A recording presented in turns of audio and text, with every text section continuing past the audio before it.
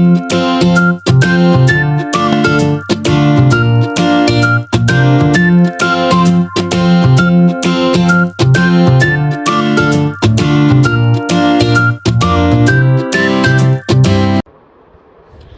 అండి, అందరికీ నమస్కారం. Welcome to Nikku foods.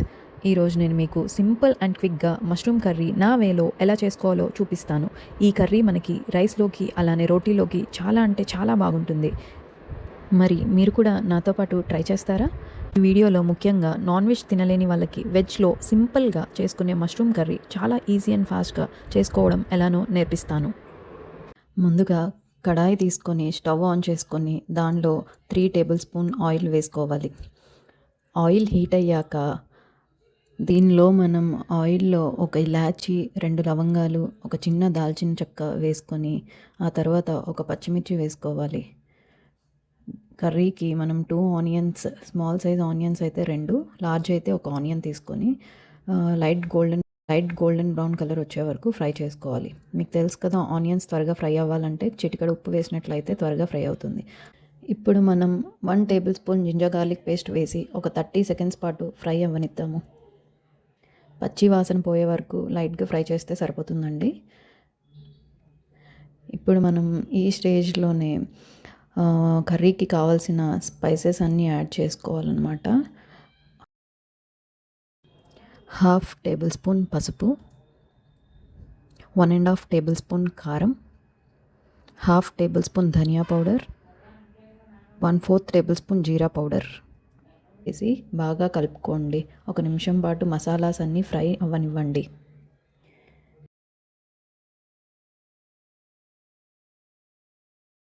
ఇప్పుడు మనం నీట్గా శుభ్రం చేసుకున్నటువంటి మష్రూమ్స్ తొక్క తీసి పైన మట్టి లేకుండా వాష్ చేసుకుని కట్ చేసుకుని స్లైసెస్గా ఆ మష్రూమ్స్ని కర్రీలో యాడ్ చేసుకుంటాం అనమాట. ఇవి జనరల్గా లోకల్ మార్కెట్లో దొరికే మష్రూమ్సేనండి.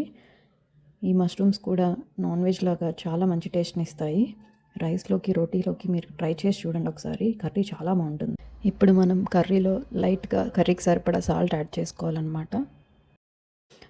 మష్రూమ్లో ఉన్న వాటర్ కంటెంట్ అంతా బయటకు రిలీజ్ అవుతుందన్నమాట. మష్రూమ్లో చాలా వాటర్ వస్తుందండి. ఇప్పుడు మనకి చికెన్ కర్రీలో ఎలా అయితే వాటర్ రిలీజ్ అవుతుందో మష్రూమ్లో కూడా సేమ్ అట్లానే వాటర్ రిలీజ్ అవుతుంది.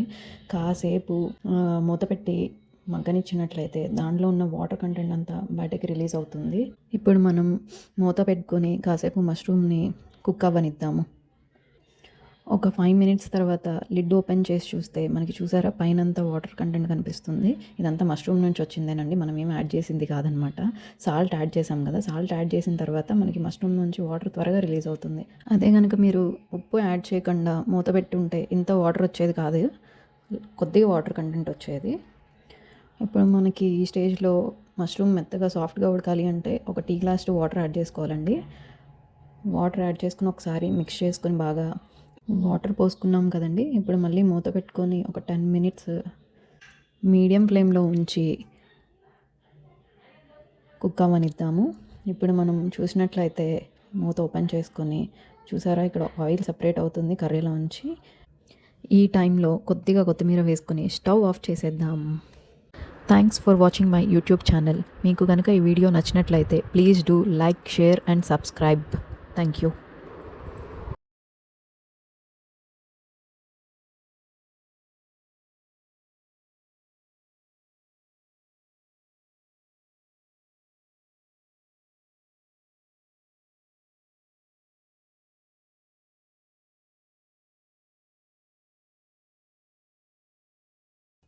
మనందరి ఫేవరెట్ మష్రూమ్ కర్రీ రెడీ అయిపోయిందండి. Thanks for watching my YouTube channel. మీకు కనుక ఈ వీడియో నచ్చినట్లయితే please do like, share and subscribe. Thank you.